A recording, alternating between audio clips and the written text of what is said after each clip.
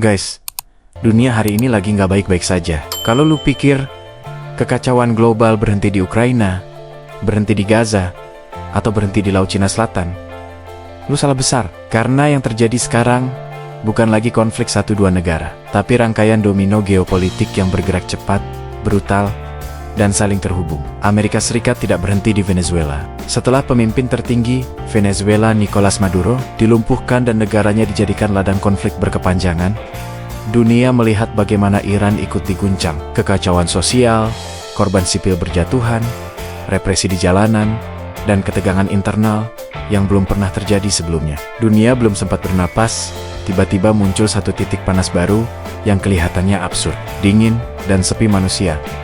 Greenland, pulau es raksasa di kutub utara ini, mendadak jadi pusat perhatian dunia. Pesawat militer Amerika Serikat dilaporkan beroperasi intensif di wilayah udara Arktik. Pernyataan politik makin keras, dan nama yang selalu muncul di balik semua ini adalah satu orang yang sama, Presiden Amerika Serikat, Donald Trump.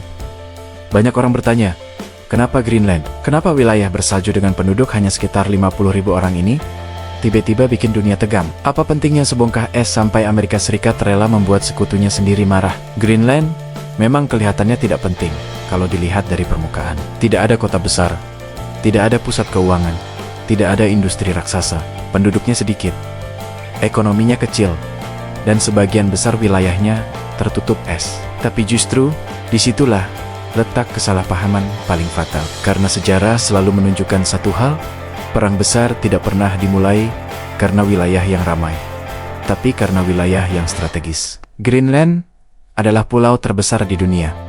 Luasnya lebih dari 2 juta kilometer persegi. Letaknya persis di antara benua Amerika dan Eropa, tepat di jalur Arktik yang semakin hari semakin penting seiring mencairnya es kutub. Secara politik, Greenland adalah wilayah otonomi di bawah kerajaan Denmark. Mereka punya pemerintahan sendiri, punya parlemen sendiri, bahkan punya kewenangan luas untuk mengatur pendidikan, kesehatan, pajak lokal, dan sumber daya alam. Tapi urusan militer dan hubungan luar negeri tetap dipegang oleh Denmark. Dan disinilah masalah besar muncul. Denmark adalah anggota penuh dari NATO. Artinya, Greenland secara hukum internasional dilindungi NATO. Kalau ada negara asing yang menyerang Greenland, itu bukan lagi konflik lokal, tapi konflik antar blok militer terbesar di dunia. Masalahnya, Donald Trump tidak pernah terlalu peduli dengan norma lama. Sejak periode pertamanya, dia sudah secara terbuka menyatakan keinginannya untuk membeli Greenland. Saat itu dunia tertawa, menganggapnya lelucon. Tapi sekarang, nada bicaranya berubah. Ini bukan lagi soal membeli, ini soal menguasai. Trump bahkan secara terbuka menyatakan bahwa Amerika Serikat akan mengambil alih Greenland one way or another, entah melalui kesepakatan politik, referendum, atau kekuatan militer. Pernyataan ini bukan sekadar gertakan. Pentagon dikabarkan sudah menyusun skenario, dan ketika militer Amerika mulai merencanakan sesuatu, dunia tahu ini bukan omong kosong. Reaksi Eropa pun keras.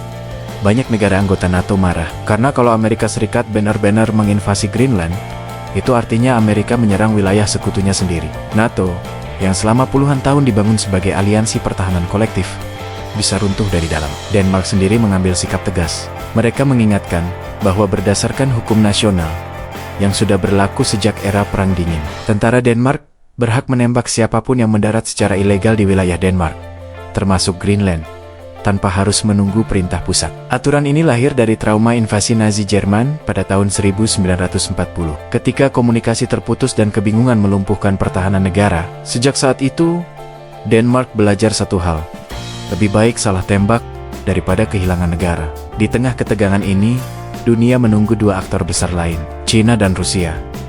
Dan seperti yang bisa ditebak, keduanya tidak tinggal diam. Juru bicara Kementerian Luar Negeri China, Mao Ning, menegaskan bahwa aktivitas China di Arktik dan Greenland bertujuan damai, sesuai hukum internasional, dan Amerika Serikat tidak berhak menggunakan alasan keamanan nasional untuk menekan negara lain. China menegaskan bahwa Arktik adalah kepentingan bersama umat manusia, bukan halaman belakang satu negara.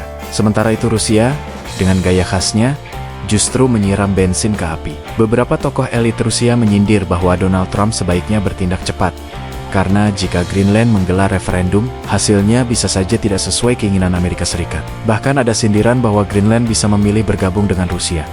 Pernyataan ini mungkin terdengar tidak realistis, tapi tujuan Rusia jelas: memecah NATO, memancing konflik internal Barat, dan melemahkan dominasi Amerika Serikat tanpa harus menembakkan satu peluru pun. Lalu muncul pertanyaan paling penting, apa sebenarnya yang diincar Amerika Serikat di Greenland? Jawabannya sederhana, tapi konsekuensinya mengerikan. Sumber daya dan keamanan. Greenland menyimpan cadangan sumber daya alam yang luar biasa besar. Nilainya diperkirakan mencapai puluhan ribu triliun rupiah. Tapi yang paling membuat Amerika Serikat gelisah bukan minyak atau gas, melainkan logam tanah jarang rare earth minerals. Inilah emas baru abad ke-21.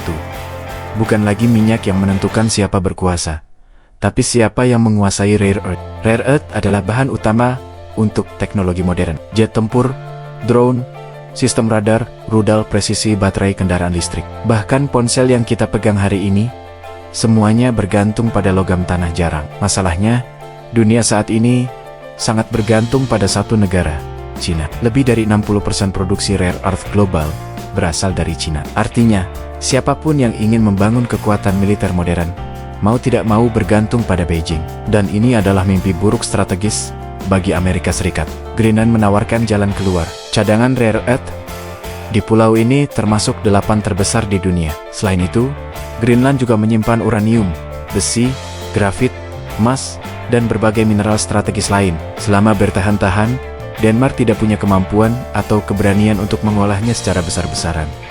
Kekosongan ini dimanfaatkan China. Perusahaan Cina sudah masuk, membeli saham tambang, dan membangun pengaruh secara perlahan. Dari sudut pandang Washington, ini adalah alarm merah. Kalau Greenland jatuh ke pengaruh Cina, Amerika Serikat bukan hanya kehilangan sumber daya, tapi kehilangan masa depan teknologi militernya.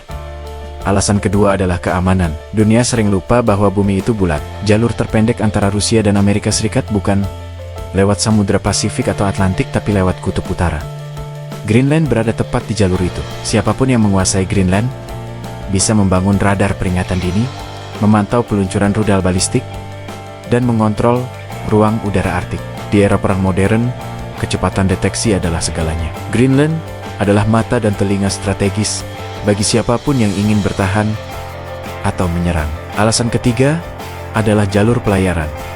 Pemanasan global membuat es Arktik mencair. Jalur pelayaran baru terbuka, mempersingkat waktu tempuh antara Asia, Eropa, dan Amerika. Jalur ini bisa mengubah peta perdagangan dunia. Negara yang mengontrol titik-titik kunci di Arktik akan punya pengaruh besar atas ekonomi global. Amerika Serikat tidak ingin China atau Rusia memegang kendali ini. Dan disinilah kita melihat gambaran besarnya. Greenland bukan soal es, bukan soal penduduknya yang sedikit, bukan soal GDP-nya yang kecil. Greenland adalah simbol pergeseran kekuasaan global. Dunia sedang bergerak dari era unipolar menuju dunia multipolar yang penuh konflik. Amerika Serikat merasa terdesak, merasa waktunya tidak banyak. China naik terlalu cepat, Rusia terlalu agresif. Dan dalam situasi seperti ini, keputusan yang diambil seringkali bukan keputusan rasional, tapi keputusan panik. Jika Amerika Serikat benar-benar memaksakan kehendaknya di Greenland, konsekuensinya akan luar biasa. NATO bisa retak, Eropa bisa kehilangan kepercayaan, Rusia dan Cina akan semakin berani, dan dunia bisa masuk ke fase konflik terbuka yang jauh lebih besar dari yang pernah kita lihat sebelumnya. Greenland bisa menjadi pintu gerbang perang dunia ketiga, bukan karena ukurannya, tapi karena apa yang diwakilinya. Ini bukan lagi cerita tentang satu pulau di Kutub Utara. Ini cerita tentang perebutan masa depan dunia. Dan ketika negara-negara besar mulai bertarung untuk sumber daya, jalur strategis, dan dominasi teknologi, sejarah selalu mencatat satu hal. Korbannya bukan para elit, korbannya adalah dunia.